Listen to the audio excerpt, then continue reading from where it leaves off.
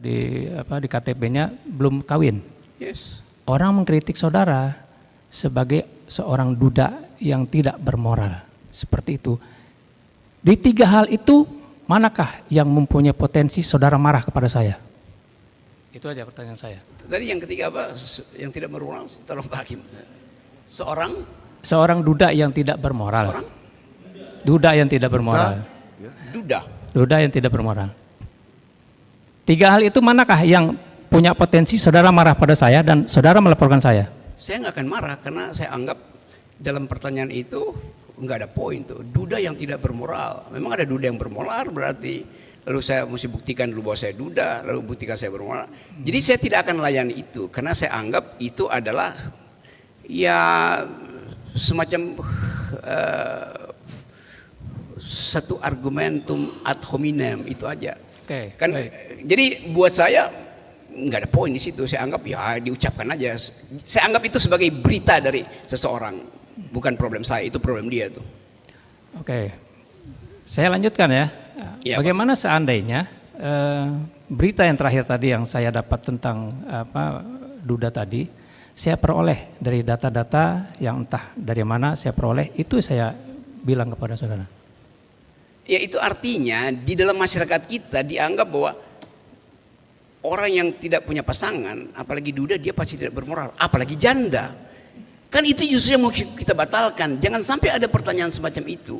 Kan itu pertanyaan dungu sebetulnya tuh yang diucapkan oleh apa namanya tuh mereka yang mengkritik saya lakukan hal itu dan nggak pernah saya anggap itu. Karena kan itu buat apa itu diucapkan itu kan?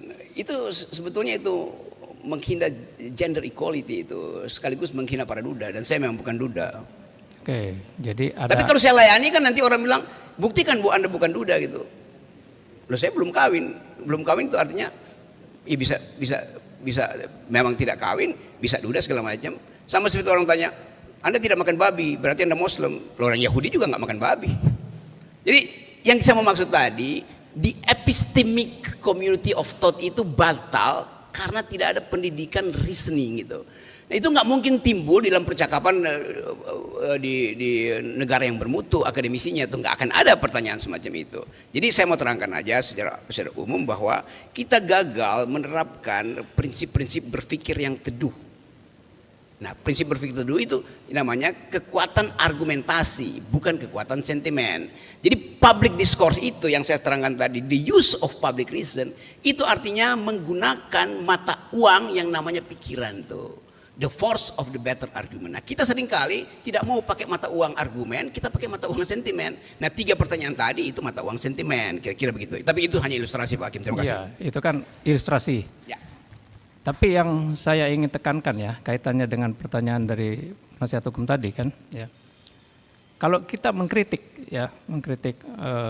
seorang publik ya, pejabat itu katakanlah, apa yang patut dikritik dari orang itu?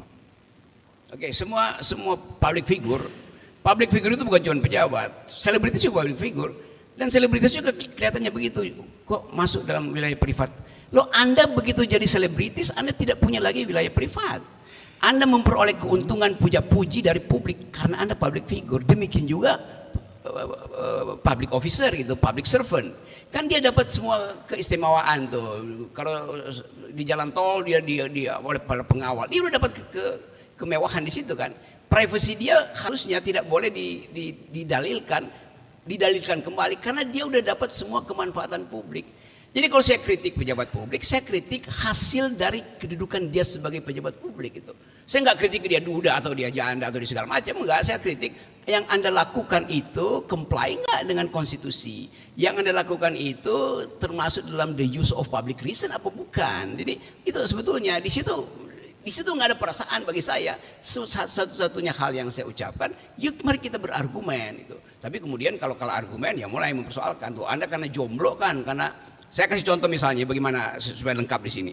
Saya dikritik karena menghina presiden oleh seorang profesor ekonomi UI namanya Renald Kasali. Saya ucapin di sini ya supaya dicatat. Kata si Renald Kasali, Rocky Gerung itu kasar ucapannya karena jarang bercinta itu.